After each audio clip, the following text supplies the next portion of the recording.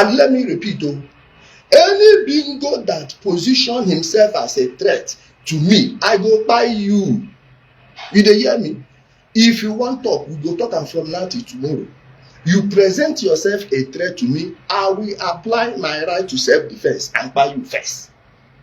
Ọmenala Ndi Igbo ekenekwa m n'Igbo mụlụ nze m ọzọ na I have latest updates coming from the court and from the prison service because no nwere interview eme nwanne anyị nwoke bụ Udele.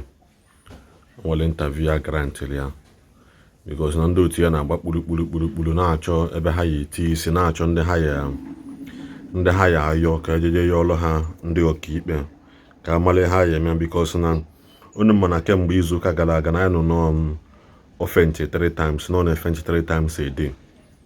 Fenting was the doctor's prescription. Obugodo morning, one morning, afternoon, and night. Owolombosi can add their own offense 2 times. So we see we can no interview granted. So now that interview now we him chop no. Because now Udele one but this is what will happen. Number 1, or a tender apology. Or making public apology. And he will take back all the words cool focus where you biko na Turkey. But actually deport her from Turkey. So and he will tender an official apology to everybody offended go, whether manko chete, manko na chetero. He will tender full apology. Secondly, oye kukwa ihe na esele nyana akuzan because as he stands now, ono go na prison where say na hana bubu nwanne no nwere ihe na esele ha. You ma go no okwu dagalia like this, you will be forced to say na gina mmadụ bụ nwanne ka nwanne anyị nwoke bụ Daddy GO nke eji Matthias wee malụ nke maka ndị na-ekwu okwu ọ sị na afọ ya bụrụ Matthias because mụ ama mkpu ya afọ osisi kpọpịa mana ya ji emele ya bụ gịnị Matthias. Nwanne anyị nwoke Matthias unu ma mgbe o jere nga nke o wee pụta wee gosisiba ihe meenụ unu nọkwanụ ka o si wee chanel okwu ya that very first day ọ pụta unu nọ ka the first video ya dị. So Udele na-apụta nke so mana nke ebe Udele ji wee katagodo akpụ kịta bụ dat na Udele nwee case with ndị police. So ọ pụtago na prison wee na-ekwukwasị na ya na akụza na nwere ihe na-esele ha. And secondly, ọ sigokwa na this is the second time ọ na-ekwu datin na arapia that he will give his life to Christ. Na okwetego na ike dị na Jesus. Yotago na okwetego na ike ma gịnị dị na Jesus Christ. Na okwetegokwa na gịnị me na Jesus bụkwa na onye ndu. Na okwetego sị na ihe na-eme ya before bụ frustration because no ochego cheche how to get himself back, how to be relevant again on social media, how to make sure that people are always talking about him, how to make sure na no na-enwetakwa na ebe eche enweta ihe ọ na-eli because as he stand na ọ alụ ọlụ. His anger is that he doesn't work na nwere ọlụ ọ na-alụ. That is the main reason o ji wee mee gịnị wee bata social media wee kpọliba ndị mmadụ na ivu na ego o ji mee those flyers ahụ o mee maka evangelist Ebuka Obi na balance bịara nwoke flyer ego na balance bịara nwoke na load that flyer na balance bịara ya ego. So biko no ụmụnne m na ụmụnna, this is some of the things okwu n'ime nga nke ọzọ dịkwa ka ibia wee bụrụ na gịnị men no ya apụta tender official apology with his family all kneeling down ka ọ yọọ gịnị Maazị Nnamdi Kanu biko yọkwanụ ndị Igbo niile biko maka gịnị maka ihe nke o mere, maka ihe nke o kwuru, maka ihe okwu asịsị ekwu na-ekwu ma that video Maazị Nnamdi Kanu o jicha de release ebe Maazị Nnamdi Kanu na bed na imagono those things o release chala mgbe ọ sị na gịnị me no ya tender apology for it wee sịkwa ka anyị nwere oke gịnị ka a gbasala anya bụ ozu ka o wee nwee ike lute ụmụ Igbo ntị, lute ikwu, lute ibe ntị. So ọzọ dịkwana ka ibia wee bụrụ na gịnị me ya na ndị polisi enwee case because as it stands now abụ na eje bịa searching enweta ụmụ ihe egbe, ụmụ ihe a na-asọ nsọ illegal substance ka ndị oyibo kpọrọ ya na other prohibited weapons na biya mago na case akali because na gịnị me o kwuru okwu dị aṅa mgbe ọ sị na mgbe ndị uwe ojii abịa na biya na ya agbagide egbe.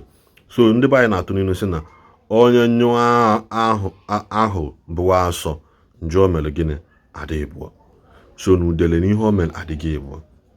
So o ji ohere a wee na-ekpe udo to everybody, udo to ndị o mejọ, udo to ndị ọ na-emejọrọ, udo to ndị ọ na-akwado imejọ emejọ. Mana on the conclusion mụ nwa na onwe nke wee sị na gịnị mee Udele adịrọ mma imele ebele. Yes, ọ na-ekwu ya, ọ dịrọ mma imele ebele.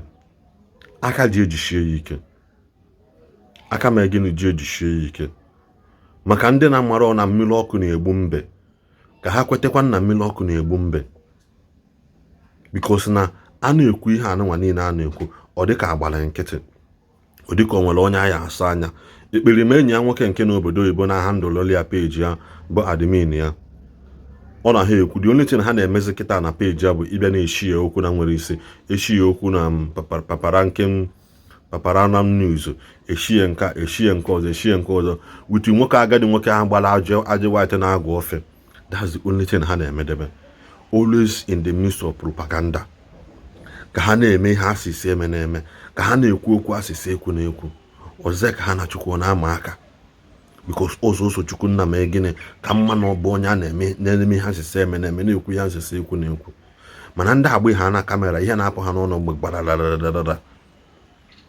A lot of people na-etile ha mkpu kịta ha ncha niile abakpuere n'ime na-echekwa ka a na-anụ kepụ onwe ha na ka atụ ekperima n'obodo Igbo si egbe kamera wee sị na Udele is living in high spirit. In high spirit o wee gbala ahụ ụtọrọ na prison wee na-eme vidio wee na-asịsị ji ekwu okwu. Ama na a lot of you disagree na this thing because all had the same thing ulume mgbe Maazị Nnamdi Kanu dele akwụkwọ sisi kwụsị sit at home na Igbo. A lot of people disagree to it.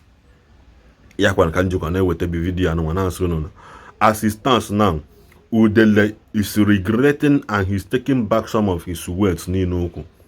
Mana nna asị olo cause anwa rapụ onye nke na onwe ihe na-akwado ime. Ahapụ this young man now, the next thing na nwere ike gbaba Zambia, from Zambia Zimbabwe, from Zimbabwe to Uganda, from Uganda ocho ime obodo ọ ya eme gịnị ọ ya agbakpo ọdọnọzi adịghị na-eme ihe ọ na-eme. Mana ana m ekwu ya kịta ekwusi ekesi gịnị aka ji ejisie ya ike, aka ji ejishi ha n'ike. Ama na ya kaji nata ndị otu ya nkụ biko ya ka na-eti mkpu if need be ka abịa na court, the next court sitting ka ọdọnọdị ya mee hearing, ka ọdọnọdị ya kwuo okwu sịkwanụ biko ndị otu ya tule elu, ndị otu ya makwa na ihe ji ejishi ike that they should go in the process of begging. O were lọyi ya wee na-ayọ wee na-asị na ọ na-efe ntị na ọ na-eme nke na ọ nwee blood pressure. O nwere ihe na-ayị ya odo since beginning egbe a na-agbala ọnụ. So ka ị ga-echekwa vidio nwa biko ihe na nna agwụ unu bụkwa na gịnị imagination. Yes, or imagination. Because I don't think that somebody like Udele can say such thing.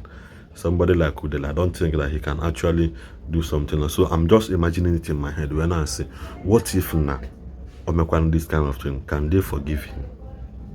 Can people also forgive him? Because now people are not the gravity of what they say until action and the kind of energy Hanyala is being reciprocated back to them. Because as he stands now, Udele, Iji because he didn't know imagination. You know, check our video because Kabaru ne follow na page according to also, let me block one also. Okay, this thing you go end for court, no be only talk. If you not end them, I go sue una for court for emotional damage. For emotional damage, make other radio.